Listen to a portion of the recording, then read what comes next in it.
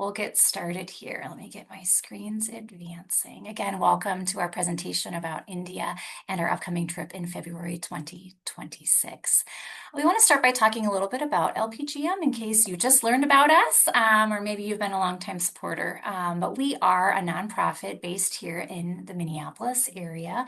We have been around since 1995, so the math checks out that we're in our 30th year of operations. And Mary, you did a wonderful job of explaining your trip and what we were all about on the trip when you were in Africa, and that's very much the same place, right? As we're working with our global partners, we're trying to provide resources, largely financial resources, but support through prayer, support through fundraising efforts, sharing the word, sharing the experiences, sharing the needs of our partners. And really, we're focusing on women and children at the margins, and really focusing in on educational opportunities.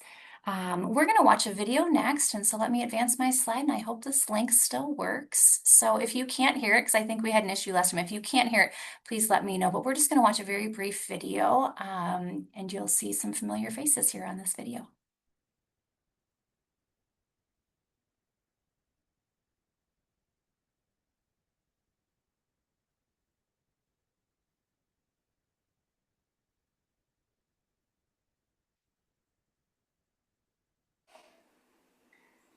Laura, I can't hear the audio.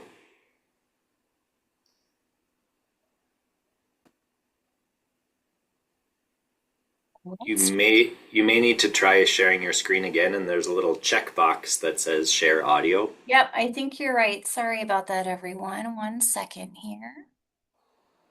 I think I missed that special box. There it is, Dan. I found it.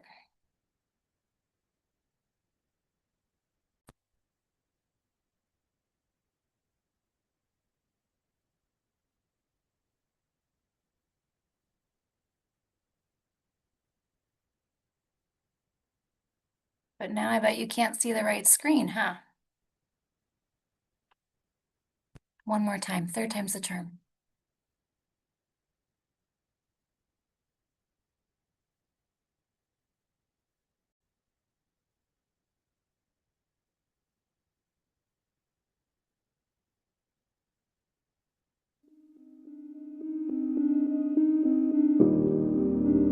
When I think about Lutheran Partners in Global Ministry, from its beginning 25 or more years ago to where we are today and where we're going in the future, one of the first words that comes to my mind is hope. It's a term that recognizes the world as it currently exists, and yet even in the face of that reality, we believe in a God who provides hope, who says that the world can and will be something different. I would describe to my friends LPGM as an organization that is teaching us how to be a global citizen in the world and what it means to walk alongside other people. I think of the young women. In too many cultures, women have it way too hard, and LPGM is looking after those women that need that little extra boost and that little extra love. It all started, of course, with the death of our only son. We were very concerned about how the church would be finished that he had started. An architect came forward and he offered to go finish the church. This beautiful edifice in Bangui, Central African Republic, was dedicated and named St. Timothy Lutheran. But that was kind of the start of visioning how we might go beyond him. And it came together that we should start an organization. We get together, build relationships with partners all around the world. Lutherans in India, in Tanzania, people of faith in Guatemala, in Central African Republic. We are committed to our ministry and mission of providing education to people at the margins, particularly women and girls. This is one impactful way that we can make a difference as a community together. I've been a pastor at Prairie Lutheran Church for 25 years. Gordon Betty came in, talked a little bit, and it lit a spark under and in the hearts of our congregation. And from there, we just connected and sponsored maybe 100 students throughout our congregation. I see LPGM giving them hope and giving them love and giving them dreams and giving them joy. We are just thrilled that Lutheran Partners is under good leadership, and we hope that it continues to make a difference in the lives of many people. To all of you who are partners and individuals who are sponsors and donors, I first of all want to just say thank you. We are part of God's family doing God's work together. So thank you.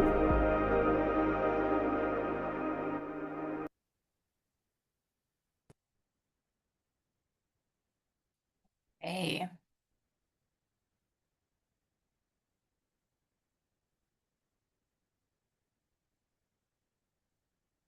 I'm going to hand it over to Dan for the next. I think, Dan, you have the next 3 slides, actually. So I'm going to hand it over and just let me know when you'd like me to advance the slide.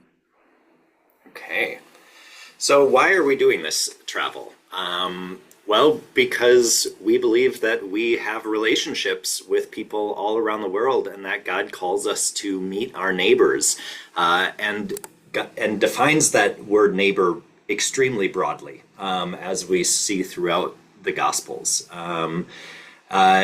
If I'm not going to read word for word what's on the slide, but we are co-creators with God in the ongoing project of healing the world, and that is really what this trip is about. It is not about doing a service project. It's not about just tourism for the sake of tourism. It's about building relationships, and that is really central to how we believe that we are called to be people of faith in the world. That all people are created and loved by God, and that we can learn from our neighbors, both about sort of the challenges that they face in their own lives, but also the tremendous gifts and resources that they bear that we can learn from as well. And so we call this travel transformational travel, and we hope that it really truly is transformational, both for us as travelers and for the people that we meet face to face and build those relationships with. Because relationships really are at the heart of LPGM's mission. It is what we're about. It is how we operate in the world, and it's how we believe that we can most effectively bring about change. Laura, you can go to the next slide. And so you see that right in the vision statement of LPGM. And this is what we think that the world will look like when we've fully accomplished our mission, which maybe never will happen in this lifetime, but it's what we strive toward, that we envision a world where relationships transform boundaries and where all people have the resources and opportunities they need to thrive. That is really how we see our calling in the world as this organization. And traveling is being a part of that vision and that mission that we strive toward. Go ahead again, Laura. And our mission, this is the way that we get to that vision. So our mission then is to provide access to quality education for people at the margins, especially women and girls. And we work together with global partners to listen, respond, and bear witness to local needs and priorities. So that's a lot. I want to break that down a little bit because it's really important to understanding why we're doing this, why we are inviting you to join us to travel to India. That first sentence, that we provide access to quality education, we sort of see 2 important terms in that. Access is one. There are far too many people who have not had access to education. And so part of our mission in the world is helping to remove whatever barriers are in the way of students accessing education. And then second is that it's quality education, that it's not just sort of bare minimum education, but that we are continuing to elevate the excellence of that education, to improve the quality of it, and make sure that education leads to what is in our vision of all people having the resources and the opportunities they need to thrive. Now we name specifically, especially women and girls, because historically it's women and girls who haven't had the same access to quality education as men and boys have.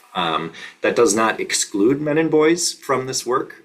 We sponsor boys' education in South India as well, but we recognize that oftentimes if families living in poverty have to make a tough decision about which child they want to send to, they're able to send to school, most often they choose their son, the boy in their family.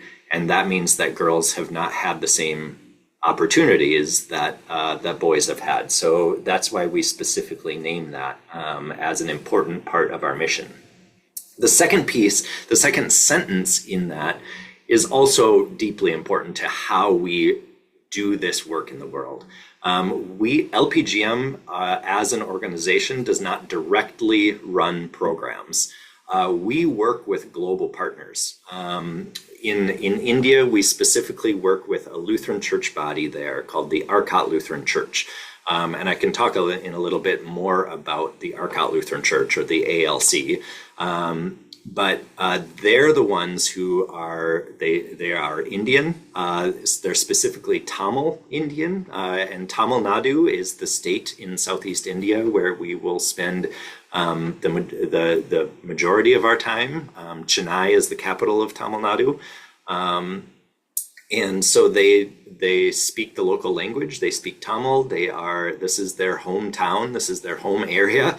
It is their people and their community that they are directly serving. So we don't come in as an organization and tell them how to run their how to run their schools and their boarding homes, but we walk alongside them and we listen to them. We respond to them, and then we bear witness to their needs and priorities. And that is a deeply held part of LPGM's way that we operate in the world. Go ahead, Laura. Do you want to talk about this? I'd love to talk about this. I think this is just some fast facts about India, right? And we'll talk about the itinerary in a little bit here.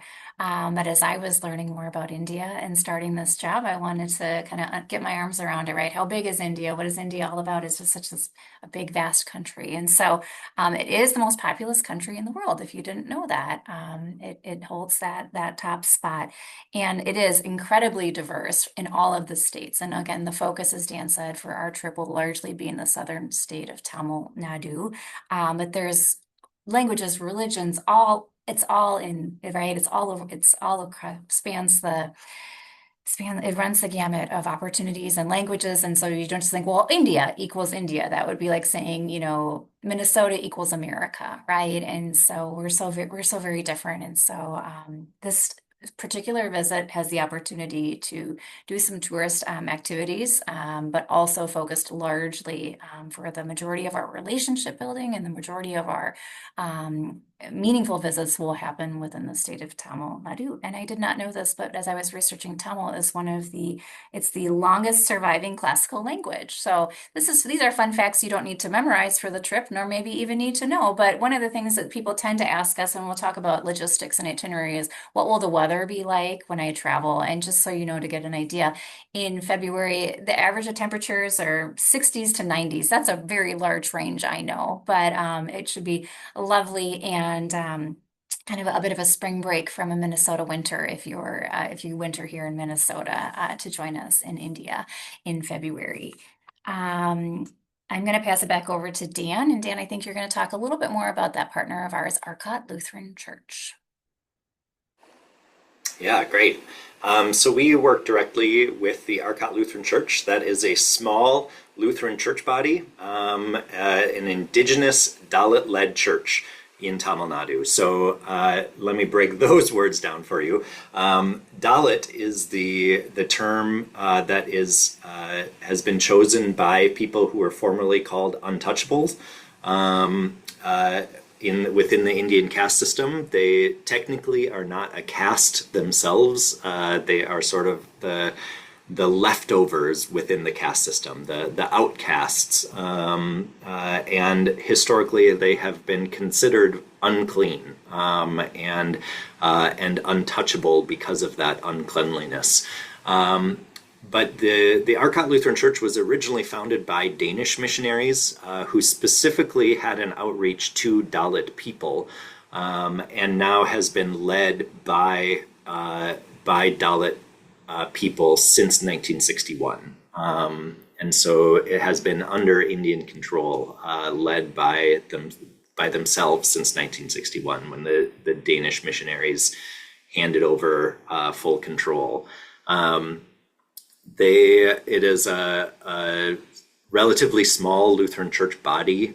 There are a number of Lutheran church bodies throughout all of India, each sort of largely within its own state and using its own language. They have not sort of unified under a single denomination like, say, the ELCA in America has done, which also started as sort of smaller immigrant, churches worshiping in their own languages. But within India, because their English and Hindi are sort of the national languages, but each state also has its own official language. The Arcot Lutheran Church continues to worship in Tamil, and they have historically a really strong focus on education as well. So because of their Dalit identity, they have realized how powerful education can be for the empowerment of their people. And so they have built 95 village schools throughout the area where they have congregations. They run these 4 large boarding schools that specifically serve marginalized communities like Dalit students. But the students themselves don't need to be a church member to go. It's like a religious school in the US where there is some religious instruction, but people come from all religions. Most of the students are Hindu, I should say, by religion. But some are certainly members of the Arcot Lutheran Church themselves, and they all live together and pray and worship together as well. And the primary motivation is that they get a good education because of the work of the Arcot Lutheran Church. Yeah, and here are some partnership facts. Students who may not otherwise receive an education are the ones that we sponsor. So there are students in the boarding homes who have the ability, their families are well off enough that they do pay for their own stay there, but the ones who are not able to are the ones that LPGM sponsor. And over the years, close to 8,000 students have received support through these sponsorships. We actually do have a small staff in India who you'll get to meet. Again, they're not the ones who are running the boarding homes, but they work within the boarding homes largely to help facilitate communication between students and their sponsors. They are social workers by training and just really dear, amazing people who help do translation and things like that. And we often are able to visit all 4 of the boarding homes, but we're still sort of working out the exact itinerary for this trip. And sometimes it gets to be a little bit much to try to visit all 4 of them. And so we may try to limit those to like 1 or 2. But we also know that our partners in the ALC love it when we visit all 4, and the ones we don't visit sometimes feel like they get left out. And so we have to sort of balance the hospitality that they want to show us with our own sort of desires for our itinerary as well. So that is just something that we will continue to shape as we finalize this itinerary. And then in addition to sponsorship, we also support an English Plus program. I had mentioned that the 2 official national languages of India are Hindi and English. And the reason that English is a second national language in India is because after independence from Great Britain, there was a huge debate, and some of the power centers, especially in the north, wanted to make Hindi the sole national language. But it was actually many of the Indians in the south, and specifically in Tamil Nadu, who said, we don't speak Hindi. You can't force us to speak your language, even though you're the ones in power in the north. And so they compromised and said, let's make English the second national language. And so colleges and universities are largely held in English in those schools. So if a student graduates from the boarding home from secondary school or high school and wants to go to a university program in a different state, they're going to have a good grasp of English to really succeed there. And so this English Plus program helps to enhance the English learning that they're doing in their schools as well, to try to give that access to a quality education even greater legs. Go ahead, Laura. Thanks, Yeah. Dan. We're going to talk a little bit next about the trip and what we as staff, or I'd say myself, what I provide in coordinating your experience in 2026 to join us in India. And really what this amounts to is you would have a dedicated staff person, myself, who handles all of the logistics, right? So all of the elements of establishing the itinerary and refining it, learning about what the objectives are. If you have a student at a particular boarding home you really want to see, I think we would, of course, take that into consideration and shape that itinerary to make sense for the group of travelers that will be joining us. We do assist with booking flights. We find it easier to sometimes go the route of identifying flights and placing holds on flights. The trip cost excludes airfare, but we do facilitate that process if interested to say, here's the fastest route, here's the best pricing, and sometimes we can even get group rates depending upon the size that we'll be bringing to India. I would assist you by making sure that you have all of the resources you need in preparation for the trip. We have reading lists and video lists that you are optional, can brush up on or study up on as you're learning about Indian culture and specifically the state that we'll be visiting.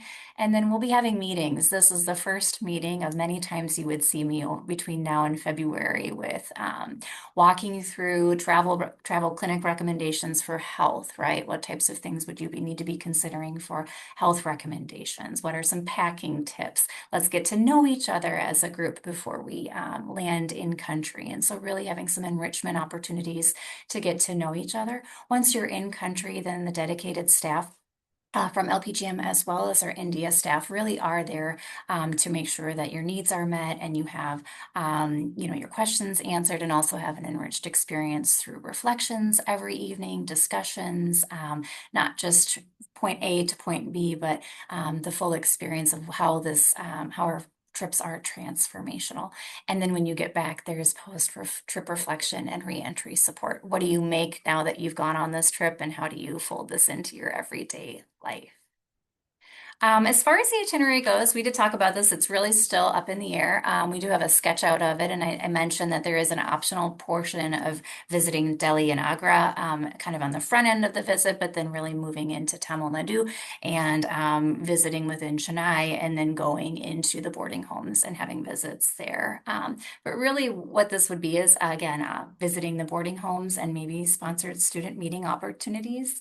A visit, it could include a visit to an interfaith dialogue center and discussions with that. Again, we have evening reflections and a journal that we provide, worship opportunities, and then of course some basic tourist opportunities of shopping and enjoying the local culture, flavors, sights, and scenes.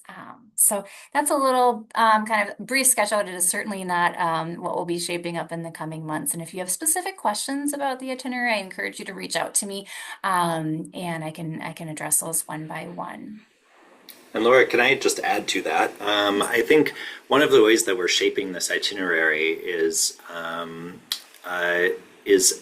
really looking at interfaith dialogue as one of the primary lenses that we enter into this trip as.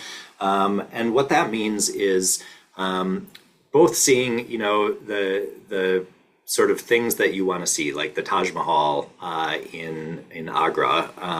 If you've already been there, that we did name that as an optional thing that you could just meet us in Chennai after that. But we want to spend a little bit more time in Chennai as well, visiting some Hindu temples. We can visit the St. Thomas Mound, which is the burial place of St. Thomas. Or at least the mythological burial place of St. Thomas. He was said to have come to India and founded the church in Kerala there, which has been surviving for 2,000 years. And is an important part of South Indian culture as well. But then also visiting South Indian Hindu temples as well. In Tiruvannamalai, where part of the Arcot Lutheran Church is based, the Arcot Lutheran Church has an interfaith dialogue center there that will walk us through an experience of what it means to be Lutheran in a minority culture.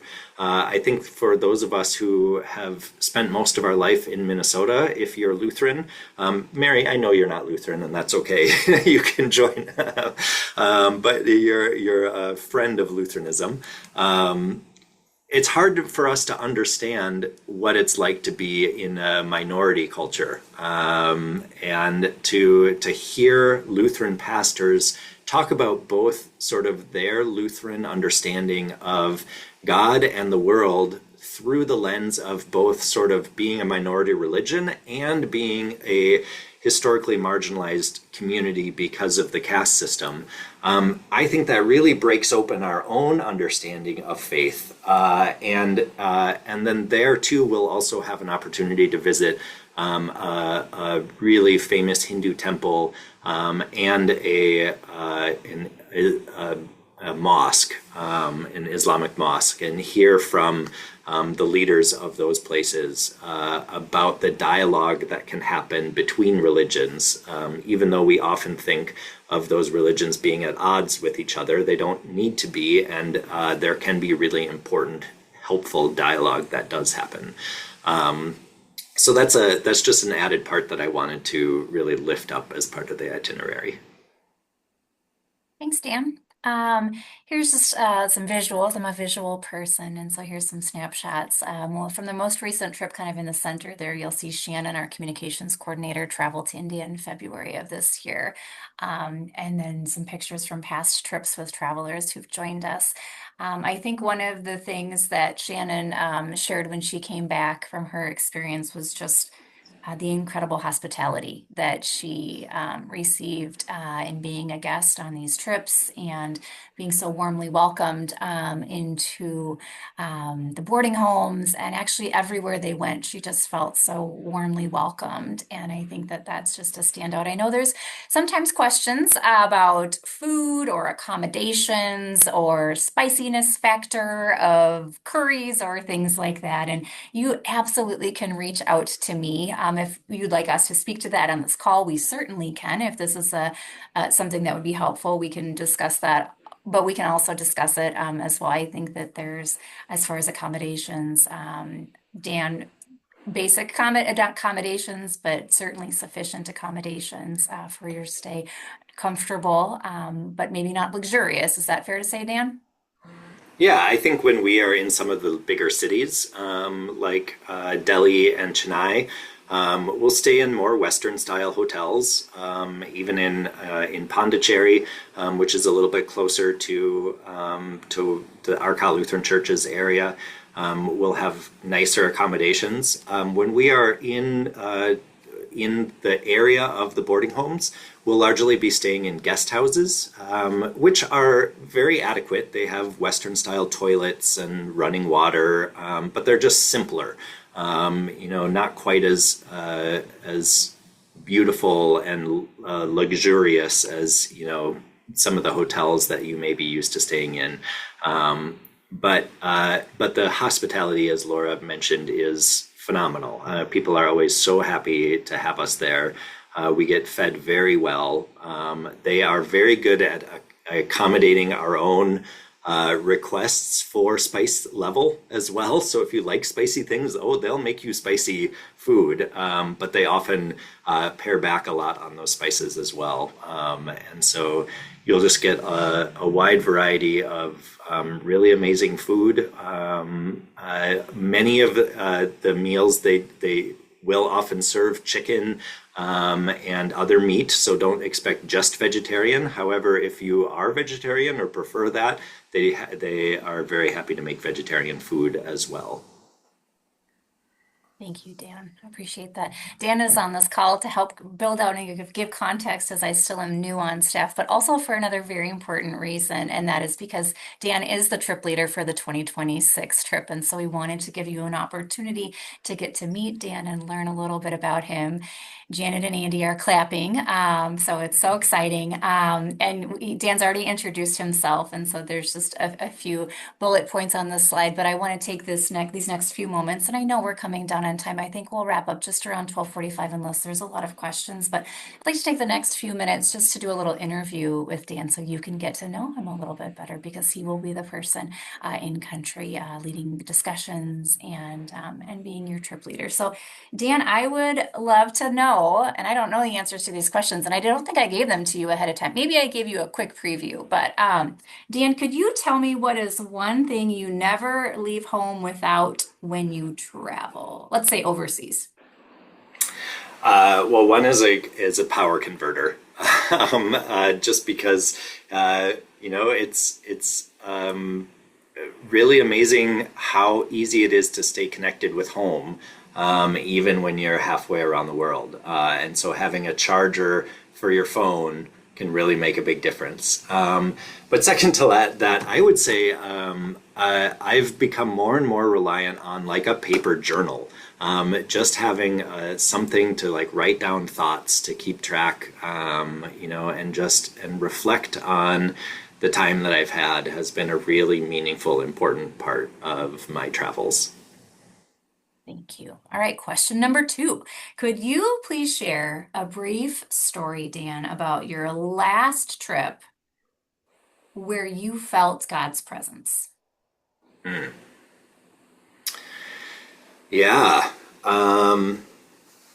I the last time I was in India, I was there with a couple of board members, and it was more of like a business meeting, to have longer meetings with our partners in the ALC to see the students in boarding homes, and I remember sitting in around a big table in a meeting, and just really having like vulnerable but very real, truthful conversations with our partners in the Arcot Lutheran Church. And hearing them talk about how important it is for them to provide this schooling for students. There were Indian men in their 70s who had tears running down their face, talking about just like how much it means for them. Many of them who grew up in these very same boarding homes themselves, and are now leaders of the church.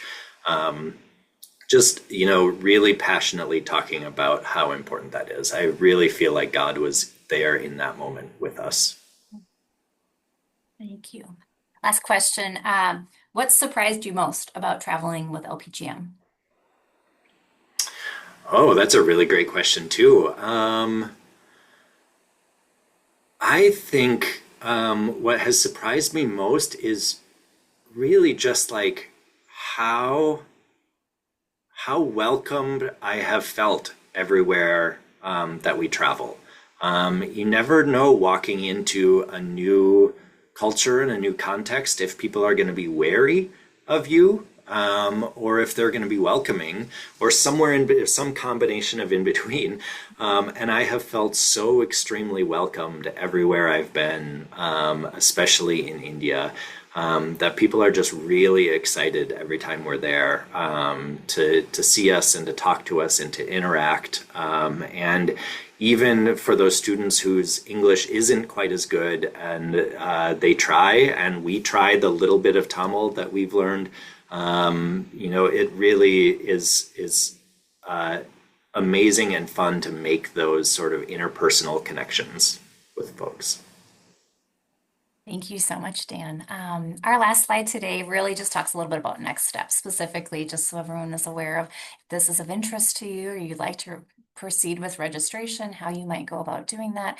We also are within our window of early bird special pricing. So that is a $250 savings if you put your deposit down between now and July 9th. But I fully expect and understand that this may be just the first exposure you have to a trip like this, and you're going to be thinking and reflecting and praying on that. I am just a phone call away or an email away. If you have questions regarding the trip itself, or something that you absolutely have to get answered before moving to that next step, please, please, please reach out. I want to also, I know we're coming over a little bit on time, and I apologize for that, but if anyone had any questions that they did not ask during the webinar, that they can come off of mute and ask those. And I'm going to stop sharing my screen at this point in time.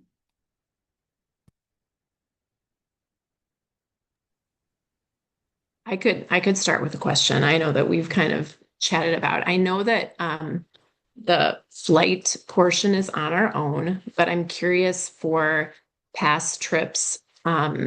Is that something where perhaps some of the group is on the same flight? Does it ever work that way? Could it work that way? Or is that kind of a separate deal and we need No, there? that's a great question. I mean, I think the goal for me would be so that everyone is on the same flight pattern coming into inbound, right, for their last leg of their journey. It makes it so much easier logistically for our in-country partners to arrange transportation for pickups and things like that. So when we have travelers coming from different parts of the US, we really try and get them all on that last same flight inbound.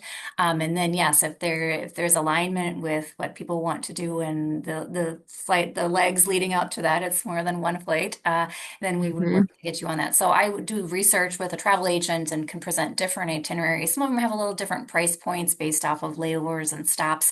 And so then that's where you as a traveler could exercise, what makes sense for you to make that option, and make that decision.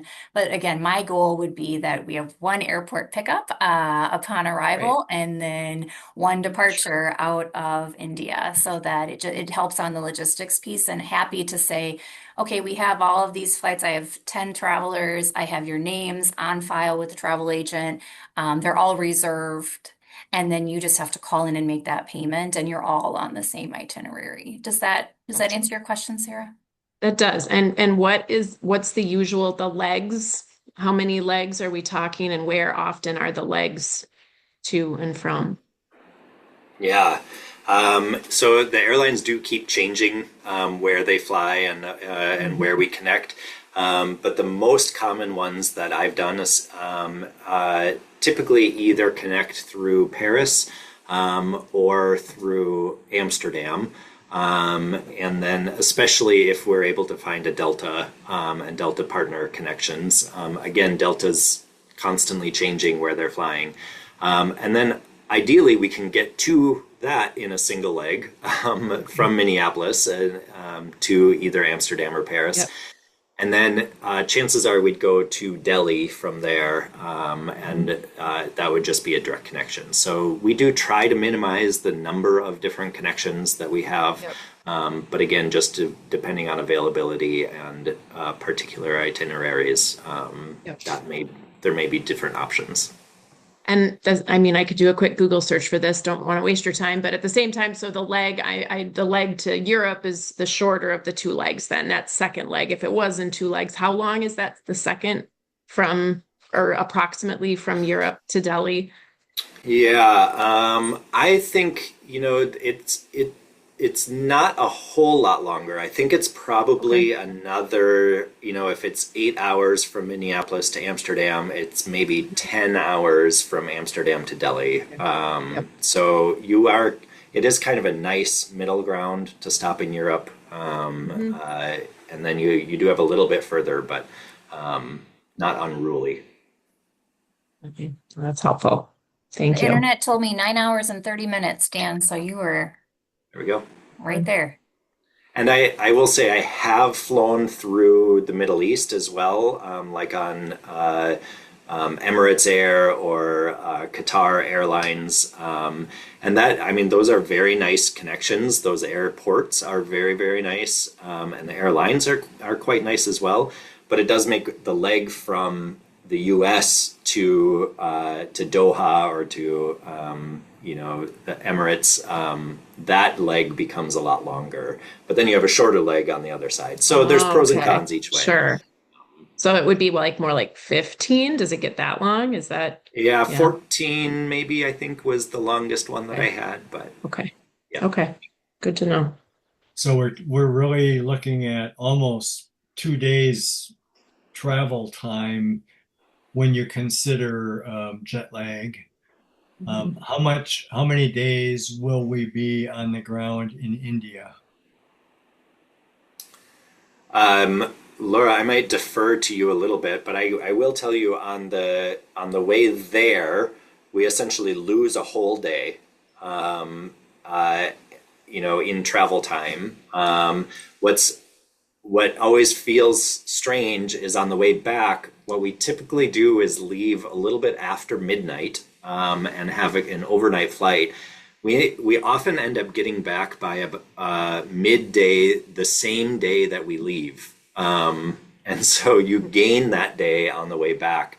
But Laura, what is the exact itinerary and how are Yeah. we And looking time wise? our website has it kind of sketched out on the itinerary with some drop downs. And again, if you participate in the optional front part of the trip, which is that visit into Delhi and Agra, then that kind of will that the in-country time is different. But the idea is we depart around the 9th of February, and then that would put us out with our first day of in-country activities, Dan, on the 11th, right? Because you would arrive in and have a good night's rest, and then have 2 days in Delhi and Agra, and that would be again optional. And then arriving into Chennai around the 13th of February. And then the departure out would be around the 22nd of February. And it's all broken out onto the website, and I can get into a little bit more detail, but it's really kind of thinking through being in Chennai, right? Flying into Chennai after Delhi, spending time, as Dan said, at the Interfaith Dialogue Centers, and having discussion there, moving into Pondicherry, and then boarding home visits, and then finishing up at Bangalore. So I don't think I answered your question specifically, Andy. I just kind of walked you through our itinerary there. But Well, if the arrival is if you're doing the first part of the trip, arriving in on the 11th, and then the in-country experience would extend till just about the 21st. So you're in about 10 days in country. Dan, does that sound in alignment with Yeah, past that sounds right. itineraries as yeah. well? The Yeah, reason I even asked that is the one time we've been to Asia, we were in New Zealand, and we stayed for like it was a 3 week trip, yeah, and I felt like um, if it had been any shorter, that the travel time is such a big consuming part of it. sure. Mhm. It's nice to have extra time. Absolutely. Yep. No, great question.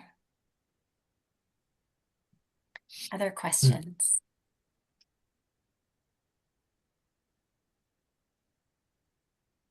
I mean, another thing, and I'm kind of speaking for my parents as well, because we've had discussions. Just, I know that there's, by all means, like, an expectation that, mobility expectation, and they are both very mobile. At the same time, I'm just wondering from trips past, and it sounds like there's a lot of you're going to kind of cater to who the group is. But at the same time, I know there's a desire to not slow anyone down, or, so I don't know if there's like some flexibility as far as mobility goes, as like options to maybe a walk one day where just you either participate or you don't, how that's been handled in the past. It sounds like you have had group members who range the gamut of ages. So I'm just wondering how that's been handled. Yeah, I will say of all of the different places that we bring groups, India is maybe the most accessible of all of them. In part because we're not reliant on, say, long hikes or a lot of walking. We get transportation most of the places that we go, and then it's just sort of walking around the place that we are, a boarding home or a temple or things like that.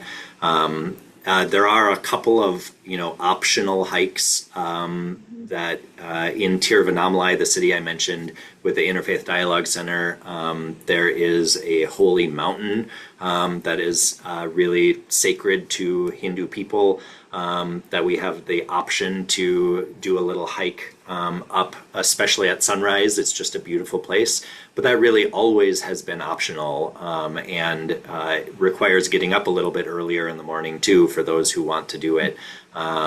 But if you choose not to, then you just get to sleep in and meet up with us afterwards at a wonderful little bakery. So it is, it really is an easy trip from that perspective.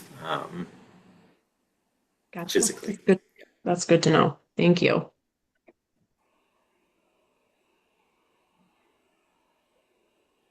Okay, I guess I want to say thank you to Laura and Dan for all the information. I think maybe a big concern is the time factor in the flight that maybe concerns us. Sure. And you have addressed that, and we thank you very much for that. Of course. It helps. Thank you. Yeah, it's a long journey to get there, Yeah. right? It's a real commitment to get there. And so I hear the concept of like these flights being long, and yes, like that, like how do we plan for that? And are you using compression socks, and what walk breaks are you taking? Because it's a long journey, and it's not just one 9 hour flight, No. right? And you have a layover, but there is a rigor, right? I think to getting there. And then also to your point, Andy, when you're there, how are you really soaking it up in the best way possible? Because you have come so far, right, to be there, and you want to have this full experience. And then you have to go home the same way you came, and it is also long to get home. And if we could just beam ourselves back and forth places, boy, I would love that. And so there is a lot to consider. It's our partner that's furthest away and yet most accessible, right? Like that is something that we have to kind of think through. We can host you in Guatemala next June, but that is a more rigorous trip physically, and yet you can get there by the afternoon. So these are things to be thinking through. And your questions, please keep sending them. Please keep bringing them forward. If you're really kind of thinking about it, you're not sure, we just want to partner with you in kind of your reflection process and your exploration process, because I'm still very much learning how the programs come together, but happy to answer questions and chase down answers for you to help you make the most informed decision that works for you. And we're just so grateful that you took your lunch hour today to join us and learn a little bit more about our trip. As you can tell, I'm really excited about it and hope that you'll consider joining us. I think it's going to be, we hope it's a transformational experience, right? That's what we're all about. That's why we realize that all of this travel is worth it. Back to Mary's comment in the beginning, it was such a meaningful experience for her to be in Tanzania and visit, and now she's interested in joining us in India. And so we hope that will be true for all travelers who join us in 2026. And if it doesn't work out for you, it doesn't feel like they're the best fit, well, you can stay tuned because we'll have updates on our trip and certainly be sharing out experiences. And you can be a virtual traveler with us and pull up a seat next to us as we share how the trip unfolds as well. So if there's no other questions, I think we'll conclude our time. Again, grateful for your time here today and your questions and your thoughtfulness. And please reach out. I'll be sending a note out to each and every one of you after the meeting today with my direct contact information. So you can just email me or give me a call with any questions you have, and we'll go from there. Okay? You're going to send out the link, a recorded link to this, correct? I will also include that, Judy, yes, once we get it posted. So Yeah, you I'd expect to hear like from to me in the send next it. day or so with a direct contact and the link. Yes. Very Wonderful. good.